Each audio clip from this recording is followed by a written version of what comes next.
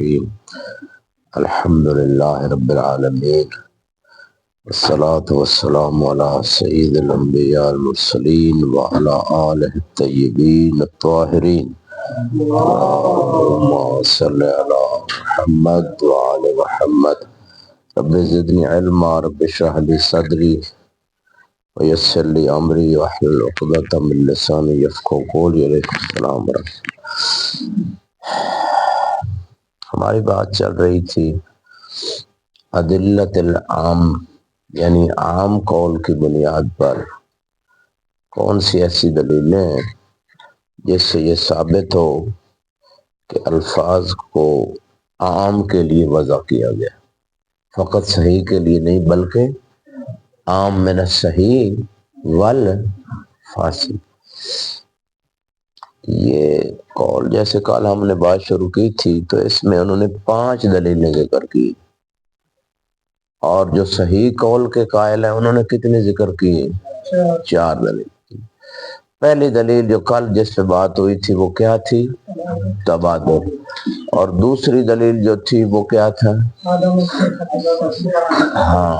عدم الصحت السلب۔ عامی کے نزدیک دلیل ہے کہ یہ الفاظ عام کے لیے وضع ہوئے ہیں، اور صحت سالب صحیح والے کے نزدیک دلیل ہے اس کے یعنی بالعکس کہ یہ الفاظ جو ہے نا وہ عام کے لیے نہیں بلکہ فقط صحیح کے لیے وضع ہے۔ صلاۃ الحائض، صلاۃ الحائض کو صلاۃ کہتے ہیں عامی کے نزدیک، اور صحیح والے کے نزدیک صلاۃ الحائض لیست بصلاۃ، کہ حائض کی نماز جو ہے نا وہ نماز نہیں، وہ کہتے ہیں سلب کرنا نماز کا صحیح ہے، صحیح قول کی بنیاد پر۔ اب تبادر اور عدم صحت السلب، یہ 2 دلیلیں دی گئیں، اس کا رد کیا صاحب کفایہ نے پیش کیا؟ تبادر کا رد کیا پیش کیا اور عدم صحت السلب کا کیا رد پیش کیا؟ تبادر کا رد یہ پیش کیا جی چونکہ جامع عام قول کی بنیاد پر وہ ثابت نہیں ہے، اس پہ اشکالات ہیں۔ جب جامع ثابت نہیں ہے صلاۃ کا، یعنی کون سا جامع عام قول کی بنیاد پر، تو لہٰذا ہمیں تبادر کیسے ہو سکتا ہے؟ ٹھیک ہے، ایک تو یہ اشکال ہے، اور دوسرا اشکال یہاں پہ جو عدم صحت سالب والی دلیل تھی عام قول کی بنیاد پر، تو اس میں انہوں نے جواب دیا تھا صاحب کفایہ نے۔ کیا جواب دیا تھا؟ کل ہم نے بیان کیا تھا، جواب یہ تھا جی نہیں، وہ جو مصنف کا جواب تھا صاحب کفایہ کا وہ یہ تھا کہ دقت عرفیہ سے دیکھا جائے تو سلب کرنا صلاۃ الحائض سے صلاۃ کا سلب کرنا صحیح ہے، مسامحتاً اگر دیکھا جائے مسامحتاً تو سلب کرنا صحیح نہیں ہے، یعنی مجازن اگر دیکھا جائے صلاۃ الحائض صلاۃ مجازن کہہ سکتے ہیں، مسامحتاً، حقیقتاً نہیں۔ یہ جواب تھا صاحب کفایہ۔ اچھا جی، اب آ گئی بات یہاں کے بعد جو بات ہے وہ یہ ہے کہ تیسری دلیل عام قول کی بنیاد پر کہ الفاظ کس کے لیے وضع ہوئے ہیں؟ عام کے لیے۔ تیسری دلیل کیا ہے؟ صحت تقسیم۔ مثلا انہوں نے کہا صلاۃ اما ان تکون صحیحتاً و اما ان تکون فاسدۃ، تو صلاۃ کی تقسیم صحیح اور فاسد کی طرف یہ دلیل بن رہی ہے کہ جو ہے یہ عام کے لیے وضع ہوا ہے، کیونکہ تقسیم جس کا مطلب یہ ہے تقسیم جب صحیح ہے اور سب مان رہے ہیں، صحیح قول والے بھی مان رہے ہیں کہ یہ تقسیم صحیح ہے، تو تقسیم جب صحیح ہے تو اس کا مطلب جب مقسم ہے صلاۃ وہ عام کے لیے وضع، ورنہ تقسیم اگر فقط صحیح کے لیے یہ وضع ہوتا لفظ صلاح، پھر تقسیم الشیء الی نفسہ و الی غیر لازمات، ٹھیک ہے نا، الی نفسہ ہی صحیح کے لیے وضع ہوا، غیر ہی اور وہ فاسد ہے، تو لہٰذا جب سب کہہ رہے ہیں دونوں قول والے صحیح اور عام دونوں قول والے یہ کہہ رہے ہیں کہ یہ تقسیم صحیح ہے، جب صحیح مان رہے ہیں تو اس کے بعد اگلا اشکال یہ آتا ہے کہ اگر آپ فقط صحیح کے لیے کہیں کہ لفظ صلاۃ فقط صحیح کے لیے وضع ہوا ہے تو اس کا پھر اشکال یہ آئے گا کہ تقسیم الی نفس ہی، یعنی صلاۃ صحیح کے لیے نفس ہی ہو گیا، اور الی غیر ہی، اور غیر ہی فاسد ہے، تو یہ لازم آئے گا۔ اور یہ حالانکہ اشکال نہیں آنا چاہیے تقسیم پہ، جب تقسیم صحیح ہے تو پھر یہ اشکال نہیں آتا۔ تو یہ اشکال تب رفع ہو سکتا ہے جب ہم لفظ صلاۃ کو یہ مانے کہ وضع ہوا ہے عام، صحیح اور فاسد دونوں کے لیے، ان کا استدلال عامیوں کا واضح ہو گیا۔ اس کا جواب جو صاحب کفایہ نے دیا، غور کیجیے گا، جواب یہ ہے کہ غور کیجیے گا، کتاب پھر تطبیق کریں گے شیخنا۔ ہاں شیخ صاحب کو بھی تھوڑا آپ پیچھے ہو جائیں، شیخ صاحب متوجہ رہتا، سلامت رہے۔ التفت جیدا، شیخ حیدر التفت۔ جواب یہ ہے صاحب کفایہ نے، اگر کسی کے ذہن میں جواب ہے تو ابھی بتا دیں، کیونکہ آپ مطالعہ کر کے آتے ہیں اور آنا چاہیے۔ کل بھی میں نے کہا تھا مطالعہ کر کے آیا کریں، مباحثہ بھی کریں، یہ مطالب آسان ہو جائے۔ کیا جواب دیا؟ یہ ہو سکتا ہے کہ اگر وہاں پر کوئی دلیل صحیح کے لیے وضع کرنے پر کوئی دلیل موجود نہ ہو، صحیح کے لیے کوئی دلیل نہ ہو تو وضع کرنے پر ہاں جی صحیح کے لیے وضع کرنے پر اگر وہاں کوئی دلیل موجود نہ ہو تو چلو آپ نے اچھی کوشش کی، چلو ایک بندے نے کی۔ اس میں انہوں نے ایک جواب تو یہی دیا ہے کہ جو آپ بتا رہے ہیں کہ صحیح کے لیے چونکہ وضع ہوا ہے اور دلیلوں سے ثابت ہو چکا ہے، لہذا عام کے لیے وضع نہیں ہوا۔ لیکن یہ جو جواب ہے یہ جواب قابل قبول نہیں ہے۔ غور کیجئے گا، سر اٹھا کے غور کیجئے گا حیدر صاحب، یہ جواب اس لیے قابل قبول نہیں ہے کہ بھائی آپ کہہ رہے ہیں صحیح کے لیے وضع ہوا ہے، اور وہ کیا کہہ رہے ہیں عام کے لیے، دونوں کا دعویٰ ہے، دلیلیں بھی دونوں کہہ رہے ہیں، ٹھیک ہے نا، وہ بھی دے رہے ہیں یہ بھی دے رہے ہیں، تو یہ دعویٰ مقابل دعویٰ ہے، دلیل مقابل دلیل ہے۔ چونکہ آپ کہیں کہ صحیح کے لیے وضع ہوا ہے، لہذا ہم نہیں مانتے کہ جناب فاسد میں یہ تقسیم، یعنی فاسد بھی کے لیے وضع ہوا، یہ نہیں مانتے۔ یہ تو کوئی جواب نہیں۔ ایک اور جواب انہوں نے دیا ہے، وہ کیا ہے؟ وہ جواب یہ ہے کہ وضع فقط صحیح کے لیے ہوا ہے، لیکن استعمال صحیح اور فاسد دونوں میں ہوا ہے۔ استعمال جو لفظ صلاۃ ہے وہ صحیح میں بھی ہوا ہے اور فاسد میں بھی ہوا ہے، استعمال عام ہے۔ تو یہ تقسیم وضع کے، صلاۃ کی تقسیم صلاۃ صحیحہ اور صلاۃ فاسدہ، یہ وضع کے اعتبار سے نہیں ہے تقسیم، بلکہ کس اعتبار سے؟ استعمال کے اعتبار۔ تو لفظ المستعمل جو ہے صلاۃ، اما تکون الصلاۃ صحیحہ و فاسدہ، یہ جو تقسیم ہے یہ استعمال کے اعتبار سے صحیح ہے، اس لیے ہم اس کو تقسیم کو صحیح مانتے ہیں، شاید صحیح کہہ رہے ہیں، اور یہ وضع کے اعتبار سے تقسیم نہیں، کیونکہ وضع تو صحیح کے لیے ہمارے پاس دلیل ہے، یہ وہ بات کر رہے ہیں، استعمال کے اعتبار سے یہ تقسیم صحیح ہے۔ یہ انہوں نے اس مقام پہ جواب دیا۔ یہاں ایک میرا اشکال ہے جو عام قول والے کی کمر توڑ دے گا، ایک اشکال پیش کر رہا ہوں، عام قول والے کیا توڑ دے گا؟ کمر توڑ دے گا۔ کیسے؟ غور کیجئے گا، وہ کہہ رہے ہیں لفظ صلاۃ وضع ہوئے عام کے لیے، کیا مطلب عام کے لیے؟ صفت سے دونوں کے لیے۔ اب آپ مجھے سب نے جواب دینا ہے، ایک جواب ہے وہ یہ ہے صحیح اور فاسد ایک معنی ہے یا صحیح اور فاسد دو معنی ہیں؟ دو معنی۔ دوسرا سوال کا بھی صاف جواب، پہلے کا تو کچھ نہیں دیا، دوسرے کا صاف جواب، صحیح یہ نماز صحیح ہے، یہ فاسد ہے، یہ انڈا ٹھیک ہے، یہ انڈا فاسد ہے، یا کوئی بھی چیز آپ مثال صحیح فاسد کی لے لیں، دودھ صحیح ہے، دودھ فاسد ہے۔ صحیح اور فاسد متنافی چیزیں ہیں یا ایک جیسی مترادف چیزیں ہیں؟ متنافی، اگر صحیح ہے تو فاسد نہیں ہے، فاسد ہے تو صحیح نہیں ہے۔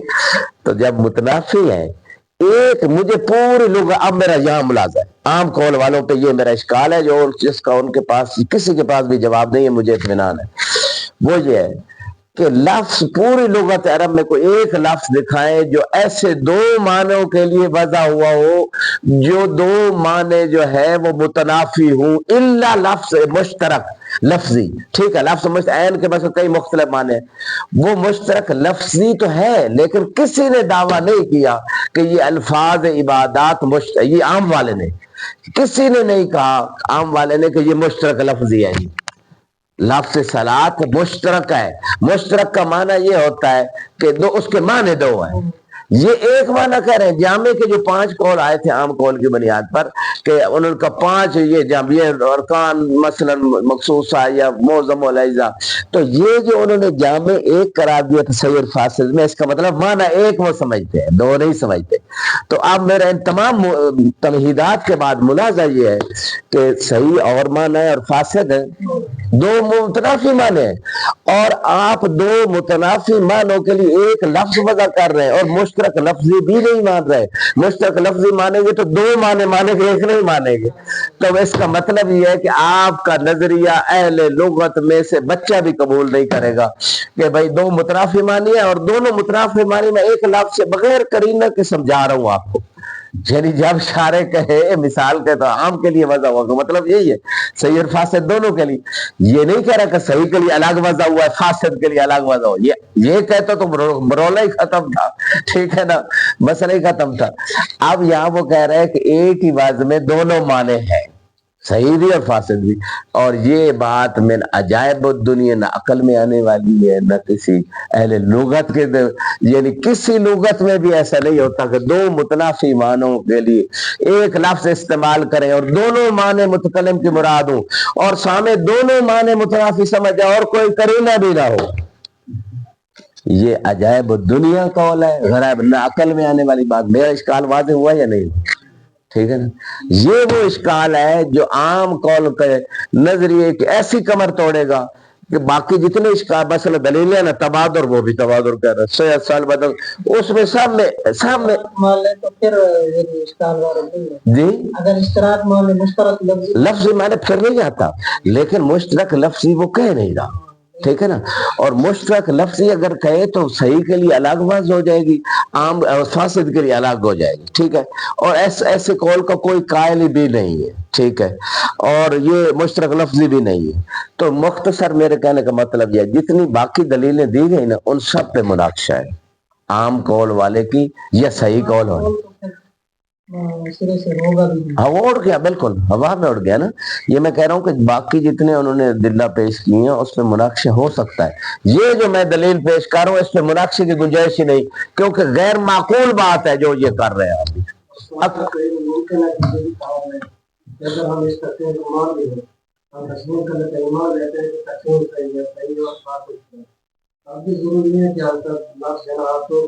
نہیں وہ تو صاحب کفایہ کا نظریہ یہی ہے، وضع فقط صحیح کے لیے، استعمال عام کے لیے، اس مبنی کی بنیاد پر یہ ٹھیک ہے، ہم موافقت کرتے ہیں کہ ہم بھی یہی کہہ رہے ہیں کہ وضع صحیح کے لیے،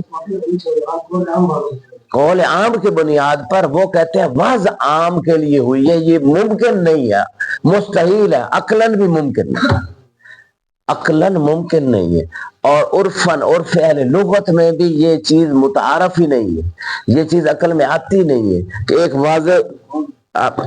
واضح لفظ کو دو متنافی معنوں کے لیے وضع کرے، نہ کوئی قرینہ دو معنوں پہ ہو، دونوں معنی سمجھے ایک ہی وقت، یہ کیا ہے؟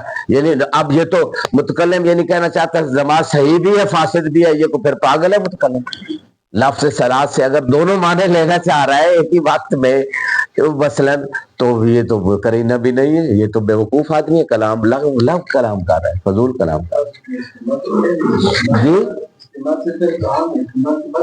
نہیں جب وضع کس لیے ہوتی ہے؟ استعمال کے لیے ہوتی ہے، وضع اس لیے تو نہیں ہوتی کہ وضع کو کر کے الماری میں رکھ دے اور کسی کو پتہ بھی نہ چلے اور استعمال ہو ہی نہیں ساری زندگی۔ وضع ہوتی شیخنا آپ نے اچھی بات کی، استعمال کے لیے ہوتی ہے۔ تو جب وضع ہے اس مقصد اس کا افہام و تفہیم ہے، حکمت یہ پیچھے بھی گزر چکا ہے، وضع کی حکمت افہام و تفہیم اور تسہیل افہام و تفہیم، خصوصاً الفاظ کی بات جو ہے نا وہ تسہیل افہام و تفہیم کے لیے۔ اب جب یہ ہے تو جب استعمال ہو ہی نہیں سکتا، استعمال ایسا استعمال کرنے والا ہی بے وقوف اور اہل لغت میں متعارف ہی نہیں، غیر معقول استعمال ہے، ایک ہی لفظ سے آپ دو معنی متنافی لے رہے ہیں اور کوئی قرینہ بھی نہیں ہے اور دونوں متکلم کی مراد ہے اور سامنے کو دونوں ہی سمجھ آ گئے بغیر قرینہ کے، یہ ممکن نہیں ہے، نہ لغتاً نہ عقلاً نہ عرفاً، واضح چل نہیں اس عام کے لیے جو وضع ہوا ہے، وضع کیوں ہوتی ہے؟ پھر میں دوبارہ آپ کے سوال کا جواب پھر اٹھاؤں گا، وضع کس لیے ہوتی ہے؟ وضع کی غایت کیا ہے؟ استعمال اور افہام و تفہیم۔ اگر واضح وضع کر رہا ہے ایک من عام کے لیے اور استعمال خاص یا فاسد، استعمال صحیح یا فاسد کے لیے کر رہا ہے، استعمال دونوں میں سے ایک کے لیے کرے گا، آپ یہ کہنا چاہتے ہیں، اور وضع عام کے لیے کر رہا ہے، تو یہ استعمال دائماً مجازی ہو جائے گا۔ استعمال دائماً کیوں؟ وضع عام کے لیے اور استعمال یا صحیح کے لیے یا فاسد کے لیے، ٹھیک ہے نا؟ یعنی وہ وضع جو عام معنی ہے وہ کبھی استعمال ہو ہی نہیں سکتا الا قرینہ کے ساتھ۔ صحیح کے لیے ہوگا تو قرینہ چاہیے، فاسد کے لیے ہوگا تو الگ قرینہ چاہیے، ہر ایک کے لیے الگ الگ قرینہ چاہیے، اور ایسا نہیں، استعمال پھر دائماً مجازی ہوگا۔ یہ اگلا اشکال آپ کے سوال سے ایک اور اشکال ان کے مبنے پہ آ گیا، ان کے نظریے پہ آ گیا۔ واضح شیخ نا، واضح ہوا ہے انشاءاللہ، ایسا ایسا یہ واضح ہوتی چلی جائیں گی۔ اگر آپ مطالعہ کر کے ہیں، وضو کر کے ہیں، 2 رکعت پڑھ کے ہیں، اور جناب نماز شب بھی اگر عادت بنا لیں آپ تو سردی ہے، اور قربتاً اللہ آئے، امتحان کے پاس کی نیت سے نہ آئے، اور لکھیں، پینسل صرف کان میں نہیں رکھیں، نقطے لکھیں بھی، ٹھیک ہے۔ اور اگلی بات بھی بتاؤں، اتنا ہی آج کافی ہے، چلو تو یہ آپ لوگوں کو اتنا روحانی سکون ملے گا اور عبادت ہوگی یہ، اور آپ کو محسوس ہوگا کہ آپ عبادت کر رہے ہیں، ٹھیک ہے نا، علی کل حال۔ تو یہ بات تو ختم ہو گئی۔ اب آتے ہیں تقسیم کے بعد اگلی بات کی طرف آتے ہیں کہ جناب چوتھی دلیل عام قول والوں کی بنیاد، قول والوں کی وہ یہ ہے، چوتھی دلیل اخبار، روایات پھر 2 قسم کی ہیں۔ ایک قسم یہ ہے کہ جو بنی الاسلام علی خمسہ بھی پڑھتے ہیں، اور دوسری روایت دعی الصلاۃ ایام اقرا ہے۔ پہلی روایت بنی الاسلام علی خمس، الصلاۃ والزکاۃ والحج والصوم والولایہ، فلم یناد احد یا ینادا احد، دونوں ذرن یناد بھی موجود ہے، بشیء کما نودی بالولایہ،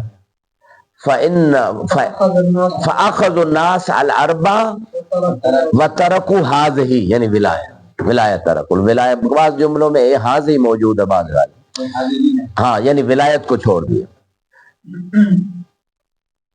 اس کے بعد اگلا جملہ ہے کہ لو صام احد نہارہ وقام لیلہ لم یقبل او فما یقبل، ہاں ومات بغیر ولایت لم یقبل لہو صوم ولا صلاۃ، مضمون حاضر روایت جو ہے نا۔ تو اس روایت سے عام قول والوں کا استدلال 2 جملوں سے، اب غور کیجیے گا، 2 باتوں سے عام قول والوں نے استدلال کیا ہے۔ اب میری بات سنیں، وہ روایت آپ نے سن لی ہے، دیکھ لی ہے، اب میری بات پہ غور کریں، کتاب پہ نہیں، کتاب جب تطبیق ہوتی ہے اس وقت کتاب دیکھا کریں۔ بات یہ ہے، عام قول والے کہہ رہے ہیں، دیکھیں امام نے کہا اخذوا اربع، اخذوا یعنی اربع وہ کیا ہے؟ صلاۃ، زکوٰۃ، حج، صوم۔ اب یہ امام، حالانکہ امام آخر میں کہہ رہے ہیں کہ اگر ان کی صوم و صلاۃ قبول ہے، نہیں ہے، یہ ولایت کے عقیدہ ولایت و امامت کے بغیر صوم و صلاۃ قبول نہیں ہے۔ جب قبول نہیں ہے تو اس کا مطلب فاسد ہے، جب فاسد ہے تو پھر بھی امام نے کہا اخذوا الاربع، یعنی امام علیہ السلام نے صلاۃ و صوم، حج، زکوٰۃ کو جو ہے نا وہ حقیقتاً صلاۃ و صوم کہا ہے، ولو فاسد ہے، یعنی فاسد بھی امام نے کوئی اور قرینہ بھی نہیں، فاسد تو قرینہ ہے لیکن فاسد کا کو استعمال کیا ہے بغیر قرینے کے، یعنی مجازی معنی میں نہیں، حقیقی معنی میں استعمال کیا۔ اس کا مطلب ہے لفظ صلاۃ و صوم، باقی الفاظ عبادت عام کے لیے وضع ہوئے صحیح، اور فاسد کے لیے فقط صحیح کے لیے وضع نہیں ہوئے۔ واضح ہو گیا استدلال؟ یہ پہلا وجہ استدلال تھا، ٹھیک ہے۔ شیخ عبارت پہ نہ دیکھیے، میں بار بار کہہ رہا ہوں، عبارت گھر میں دیکھی جاتی ہے، ورنہ نہ وہ سب ادھر دھیان ہوگا تو میری بات پہ دھیان نہیں ہوگا، میری بات سمجھ نہیں آئے گی، اور ادھر بھی سمجھ نہیں آئے گی بات، کیونکہ ادھر اگر خود بندے کو سمجھ آتی تو پھر ادھر مباحثہ درس میں آنے کی کیا ضرورت ہے، کار میں بندہ بیٹھ کے نہیں، وہ ایک الگ بات ہے، وہ ایک الگ بات ہے، ٹھیک ہے نا۔ وہ اس پہ 2 قرآن کی دلیلیں بھی میرے پاس ہیں، کسی کے پاس ہیں قرآن سے دلیل، ظاہری طور پہ مسلمان ہے، کیونکہ امام نے کہا نکاح ہے، موارث ہے، اور دوسرا دم اور عرض اس کی محفوظ ہے، روکے نہ دمہ ہو روایت وہ نہیں آپ کی ماننے کی روایت، میں کہہ رہا ہوں ان کو اگر آپ نے دلیل دینی ہے، جیسے وہ آپ کو کافر کہتے ہیں، اگر آپ ان کو دلیل دینا چاہتے ہیں یعنی روز قیامت اس کا حاشر کافروں والا ہوگا تو قرآن سے دینی پڑے گی، یا کوئی معتبر ترین روایت حدیث جو ان کی کتابوں میں سند کے ساتھ صحیح ہے، اور خصوصاً یہ مسئلہ مہم ہے اس میں بلکہ تواتر کی حد تک ہے، یا قرآن سے دلیل لانی پڑے گی۔ دو قرآن کی دلیلیں ہیں، آپ غور کیجئے گا، پھر کسی دن آپ کو بتا دیں گے، ابھی میں اشارہ کر دیتا ہوں، ٹائم نہیں ہے۔ بسال سائل بعذاب میں واقع للکافرین لیس لہ دافع، یہ اس بندے کے بارے میں، دو بندے تھے جو منکر تھے، سنی کتابوں میں بھی یہ اس کی تفسیر ملے گی، معتبر ہے کہ دو بندے تھے جنہوں نے علی کی امامت کا انکار کیا، غدیر والے اعلان کا، تو اللہ نے وہ عذاب بھیجا، ٹھیک ہے نا، ایک دو بندوں کے بارے میں۔ تو یہ خدا نے قانون بنا دیا کہ جو بھی منکر امامت علی ہوگا اس سے کوئی عذاب نہیں روک سکتا، للکافرین۔ اللہ کل حال دوسرا بھی الجوم اکملت لکم کے بعد نا الجوم یأس الذین کفروا، اسی غدیر والے دن، غدیر والے دن کون سے کافر مایوس ہوئے تھے؟ وہ ادھر جو حاجی کھڑے تھے، انہی کے بارے میں بات ہو رہی جنہوں نے دل سے انکار کر دیا تھا۔ اللہ کل حال یہ دو دلیل ذہن میں رکھیں، اس میں تفصیلی بات الگ ہوگی۔ نہیں یہ یعنی ولایت کے بغیر عقیدہ امامت و ولایت کے بغیر عقیدہ نبوت بھی قبول، یعنی رسالت کا انکار ہے۔ رسول کہہ رہے ہیں اور اللہ کہہ رہے ہیں لو، یہ وہ کہہ رہے ہیں، لازمی حکم ہے نا، لازمی حکم ہے، الزامی عقیدے میں، ٹھیک ہے نا۔ جیسے شیطان نے، امام رضا علیہ السلام فرماتے ہیں شیطان نے جو انکار کیا سجدہ لازمی حکم تھا، خدا کا اتباع کرنا، اطاعت کرنا، تو لازمی ایک حکم کا انکار اسلام سے نکال دیتا ہے، جیسے شیطان وہ ہو گیا۔ اللہ کل حال تو یہاں پہ بات یہ ہو رہی ہے کہ وہ دستدلال عام والے کا کہ ولایت کے بغیر امام خود کہہ رہے ہیں کوئی نہیں قبول، فاسد ہے، ٹھیک ہے۔ تو یہ فاسد ہے تو امام نے استعمال تو کیے ان کو چاروں، چار کو صلاۃ صوم کہاں ہے، اخذوا اربع، تو جب چاروں کو صلاۃ صوم کو صحیح معنی میں یا حقیقی معنی میں استعمال کیا، مجازی میں نہیں کیا، مجازی پہ کوئی قرینہ نہیں لائے، تو اس کا مطلب ہے عام کے لیے وضع، استدلال واضح ہو گیا۔ دوسرا استدلال انہی کا عام والوں کا وہ یہ ہے کہ دیکھیں امام نے کہا فَإِنْ سَامَ نَهَارَهُ، سارا دن روزہ رکھ، رات کو قیام کرے، نماز پڑھے، تو یہ جو دن کو روزہ رکھنا ہے، وہ بندہ جس کے پاس ولایت نہیں ہے جو روزہ رکھ رہا ہے، امام نے اس کو کہا ہے کہ اس نے دن کو روزہ رکھا ہے، یہ نہیں کہا حقیقتاً اس نے روزہ رکھا ہے، حالانکہ اس کے پاس ولایت نہیں، فاسد ہے اس کا روزہ، لیکن امام نے اس کو روزہ کہا ہے۔ اس کا مطلب یہ ہے فاسد کے لیے بھی یہ لفظ وضع ہوا ہے، یہ الفاظ عبادات فاسد کے لیے بھی وضع ہوئے ہیں، عام کے لیے صحیح، فاسد دونوں کے لیے۔ اچھا جی، اب یہاں آ گئی بات، یہ ان کا اصل استدلال تھا۔ جواب میں آتے ہیں، یہ ہے کہ صحیح ہو لیکن قبول نہ ہو۔ شیخنا یہ بات ٹھیک ہے، صحیح نماز ہو سکتی ہے لیکن قبول کی الگ شرائط ہے، اس پہ میں آنا چاہتا تھا، آپ نے اچھا متوجہ دوبارہ کیا کہ جناب لیکن قبول صحیح ہے اور قبول نہ ہو سکتا ہے، لیکن یہ نہیں ہو سکتا کہ فاسد ہو اور قبول ہو جائے، اللہ ایک واقعہ ہے، اور وہ بھی ایک واقعہ ہے، اس کی کوئی سند نہیں ہے۔ قصص و خواتر میں ایک عالم دین جو ہے معصوم قم کے روزے کے باہر، شیخ صاحب القوانین قمی کا روزہ، ایک مقبرہ ہے، کسی نے دیکھا ہوگا، چھوٹا سا مقبرہ ہے وہاں، تو معصوم قوم کے حرم کے بالکل ساتھ ہی ہے ایک مقبرہ، پتہ نہیں اس کا نام بھی ذہن سے نکل گیا، بڑا مشہور مقبرہ ہے۔ تو اس میں وہ ایک عالم دین رات سوئے ہوئے تھے، تو صبح ہوئی تو دیکھا برف باری ہوئی ہے اور دروازے بھی بند ہیں، کھل بھی نہیں رہے، تو نہ ان کے پاس پانی تھا نہ مٹی تھی، یہ خواتر میں کس عالم دین کا۔ تو انہوں نے نماز اب پڑھی تو صحیح، لیکن بغیر وضو بغیر تیمم کے، تو پھر اللہ سے دعا کی پروردگار تو نے مجھے جس حال میں بھی رکھا نا، خشک روٹی بھی دی تو میں نے ناشکری نہیں کی، میں نے کہا یہ تیرا شکر ہے، تو میری یہ نماز قبول کر لے۔ وہ کہتے ہیں خواب میں انہوں نے دیکھا کہ وہی نماز اس کی قبول ہوئی ہے، اور جناب وہ اسی نماز کے صدقے جنت بھی چلا گیا۔ تو یہ ایک واقعہ ہے، اب اس میں کوئی روایت تو نہیں ہے، کوئی دلیل تو نہیں بن سکتا، ہو سکتا قبول خدا کر لے، لیکن اس میں کوئی باقاعدہ شرعی دلیل نہیں ہے کہ فاسد بھی ہے اور قبول ہو جائے۔ لیکن صحیح ہونا اور بات ہے، قبول کی الگ شرط ہے۔ قبول نہیں ہوگی، ممکن ہے صحیح ہو فاسد نہ ہو، لیکن اگر یہ بات مانے نا قبول نہیں ہے تو صحیح ہو سکتی ہے، پھر ان کا مبنی ثابت نہیں ہوتا عام والوں کو، کیونکہ وہ کہہ رہے ہیں کہ امام نے فاسد نماز کے لیے استعمال کیا ہے۔ لفظ صلاۃ کس کے لیے استعمال کیا ہے؟ فاسد، قبول نہیں ہے تو فاسد ہے۔ یہ اس استدلال پہ یہ اشکال آ سکتا ہے کہ ضروری نہیں کہ قبول نہ ہو تو فاسد ہونا لازمی ہے، ممکن ہے قبول نہ ہو اور صحیح بھی ہو۔ واضح چلا شیخ بس حرام رزق کھا کے پڑھ رہا ہے بندہ، قبول نہیں ہے، لیکن ظاہری احکام فقہ کے مطابق اس نے وضو کر کے صحیح طریقے سے پڑھی تو صحیح ہے نماز۔ اللہ کل حال یہ بات ہو گئی ختم۔ اب آتے ہیں جواب کی طرف۔ پہلا جواب یہ صاحب کفایہ نے دیا ہے، استعمال عام من الحقیقہ والمجاز، کبھی لفظ حقیقی معنی میں استعمال ہوتا ہے اور کبھی مجازی معنی میں استعمال۔ جب استعمال عام ہے ٹھیک ہے، امام نے استعمال کیا ہے صلاۃ کا، فاسد میں بھی ہم مانتے ہیں، لیکن یہ ہے کہ استعمال مجازی، استعمال حقیقی۔ جب استعمال مجازی ہو جائے گا تو پھر آپ کا دعویٰ اڑ گیا کہ آپ کہہ رہے ہیں وضع ہوا ہے، عام ہوا ہے، فاسد کے لیے بھی، فاسد کے لیے وضع نہیں ہوا بلکہ فاسد کے لیے استعمال ہوا ہے۔ احسنتم، تو یہ تھا صاحب کفایہ کا جواب، پہلا جواب جو اس حدیث بنی اسلام علی الخمس والی حدیث کا بھی استدلال کا جواب تھا، عام قول والوں کا جواب استعمال۔ دوسرے قول جو دوسرا استدلال تھا، دعی صلاتک ایام اقرائے، حیض کے دنوں میں اپنی نماز چھوڑ دو۔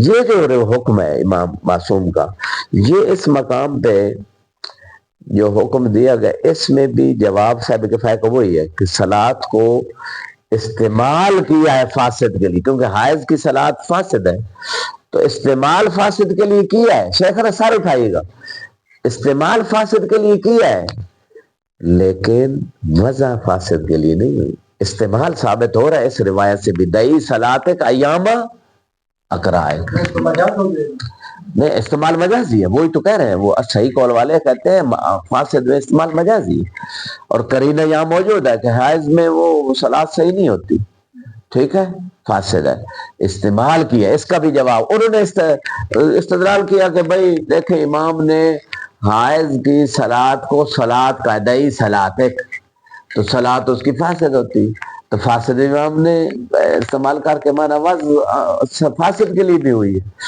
تو اس کو صاحب کفایہ نے کہا نہیں یہ تو استعمال ہے، اور قرینہ بھی موجود ہے مجازی معنی میں، نہ کہ صحیح معنی میں استعمال ہوا۔ ایک اور انہوں نے بات کی ہے وہ یہ ہے، انہوں نے کہا کہ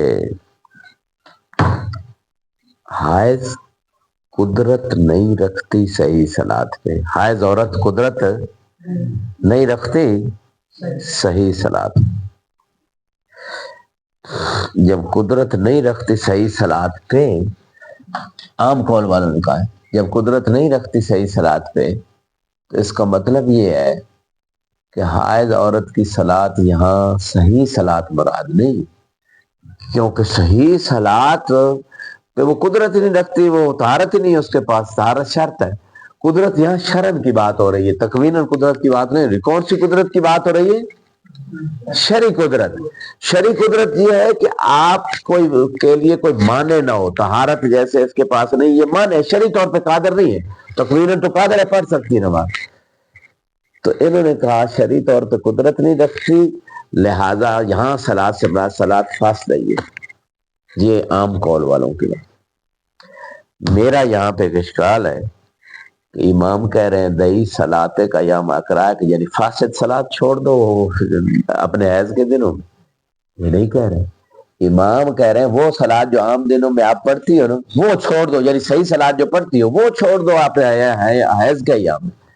صحیح صلاۃ یہاں کرینہ ہے، ولو خارج سے کرینہ ہے، کہ جو آپ نماز عام دنوں میں آپ پہ واجب ہے، قرینہ خارج سے متفق علیہ قرینہ ہے، سب مسلمان اس پہ متفق ہیں کہ بھائی جو عام دنوں میں عورت پہ نماز فرض ہے، صحیح نماز فرض ہے، یہ اس میں تو کوئی اشکال ہی نہیں، اسی نماز کو چھوڑنے کی بات ہو رہی ہے حیض کے دنوں میں۔ دوسری صلاۃ فاصلہ تو معمور بھائی نہیں ہے، جس کے بارے میں امر ہی نہ ہو اس کو چھوڑنے کا کیا حکم ہے؟ ٹھیک ہے، یہ تو ایک اشکال ہو گیا عام قول والوں کے اس بیان پہ۔ دوسرا اشکال یہ ہے یہاں پہ کہ وہ کہہ رہے ہیں کہ صحیح صلاۃ پہ تو وہ قدرت نہیں رکھتی کیونکہ اس کے پاس طہارت نہیں ہے، حائض عورت کے پاس قدرت نہیں رکھتی اور تکلیف کے لیے قدرت شرط ہے، تو لہٰذا یہاں صحیح مراد نہیں بلکہ فاسد، یہ انہوں نے قرینہ لایا، اور یہ بات بھی ٹھیک نہیں، غور کیجیے گا یہ کیوں نہیں ٹھیک؟ یہ اس لیے ٹھیک نہیں ہے کہ بھائی صحیح صلاۃ پہ وہ قدرت شرعاً قدرت نہیں رکھتی کیونکہ طہارت نہیں ہے، مانع ہے، عدم طہارت مانع ہے، تو یہ تو ٹھیک ہے صحیح صلاۃ پہ قدرت نہیں رکھتی، لیکن ترک صحیح صلاۃ پہ قدرت رکھتی ہے، ترک صلاۃ پہ قدرت رکھتی ہے، اتیان صحیح صلاۃ پہ قدرت شرعاً نہیں رکھتی، ترک صلاۃ صحیحہ پہ قدرت رکھتی ہے۔ امام نے کہا دئی کا معنی کیا ہے؟ چھوڑو، تو ترک کرو، چھوڑو، چھوڑنے پہ قدرت ہے اسے، اس لیے امام کا امر آ رہا ہے، لیکن ادا کرنے پہ اسے شرعی قدرت نہیں کیونکہ مانع ہے عدم طہارت۔ ٹھیک ہے، تو اس کا معنی یہ ہے کہ آپ یہ جو کہہ رہے ہیں قدرت نہیں رکھتی، یعنی صحیح کے اتیان پہ قدرت نہیں رکھتی، ترک پہ تو رکھتی ہے، تو جب ترک پہ رکھتی ہے امام حکم بھی اسی بات کا دے رہے ہیں واضح، وَإِلَّا امام ایک چیز طلب کر رہے ہیں اور اس میں قدرت ہی نہیں ہے، تو یہ اس کا مطلب ہے تکلیف ما لا یطاق طلب کی جا رہی ہے، اور تکلیف ما لا یطاق محال ہوتی ہے، واضح انشاءاللہ، لا یکلف اللہ نفسا الا، ہاں جی ہاں ایک چیز یعنی سابقاً مستمر ہے، مثلا جب آخر بالغ ہو گیا ہر بندے پہ نماز فرض ہے، ایک چیز ثابت ہے، اب وہ ایک معنی آ گیا، ٹھیک ہے نا، اس جو ثابت شدہ حکم ہے اقیم الصلاۃ لدلوک کے شخص مرد اور سب کے لیے فرض ہے، تو جب یہ فرض ثابت ہے اس میں فرض میں ایک معنی آ گیا کہ طہارت نہیں ہے یا میں طہارت نہیں، تو اب چھوڑ دو، ٹھیک ہے نا، ایک چیز ثابت آ رہی ہے، اس ثابت چیز کو چھوڑنے کا حکم دیا جا رہا ہے، جو پہلے ثابت ہے اب اس کو چھوڑ دو۔ ساکت کیسے ہے؟ پہلے ہی ساکت نہیں، یہی تو میں کہہ رہا ہوں، پہلے تو ثابت ہے نا، حیض سے پہلے ثابت ہے تکلیف اس کے ذمے ثابت ہے، اس ثابت کو رفع کیا جا رہا ہے، چھوڑ دو اب اس کو۔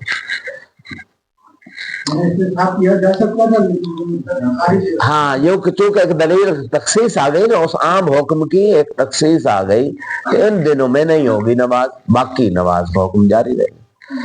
اچھا یہ بات تو یہاں پہ ختم ہو گئی، اب آتے ہیں ہمارے پاس ظاہراً ٹائم بھی تھوڑا رہ گیا، تو یہ تھوڑا ٹائم آ گیا مجھے لگتا ہے جی، اچھا ٹھیک ہے چلو 2-4 منٹ۔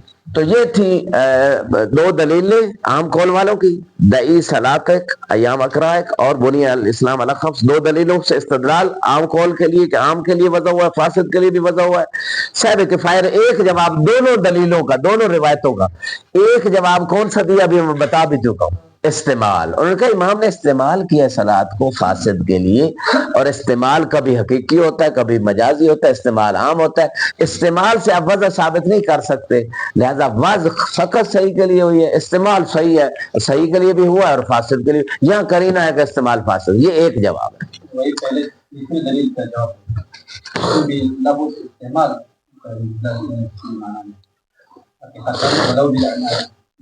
مجازن استعمال ہوا ہے۔ دوسرا جواب صاحب کفایت وہ یہ ہے، وہ کہتے ہیں امام نے ان الفاظ کو صحیح کے لیے استعمال کیا ہے، صلاۃ کو، صوم کو، کیسے؟ امام نے کہا بنی الاسلام علی خمس، تو اسلام صحیح صلاۃ اور صوم، حج، زکوٰۃ پہ اس کی بنیاد ہے یا فاسد صلاۃ پہ بنیاد؟ صحیح پہ بنیاد ہے، تو امام نے بونیا کے کلمے سے بتا دیا کہ صحیح صلاۃ کے لیے جو ہے نا وہ وضع ہوئے ہیں الفاظ، نمبر 1۔